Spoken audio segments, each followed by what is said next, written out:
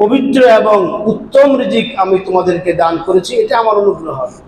আমি ইচ্ছে করলে তোমাদেরকে বিভিন্ন ধরনের অখাদ্য খাবার হিসেবে তোমাদেরকে আমি দিতে পারতাম, কিন্তু তোমরা আশরাফুল মাখলুকাত, এই জন্য তোমাদেরকে আমি উত্তম খাবার দিয়েছি, তোমাদেরকে রাযাকাকুম মিন তাইয়্যিবাত, উত্তম বাসস্থান দিয়েছি।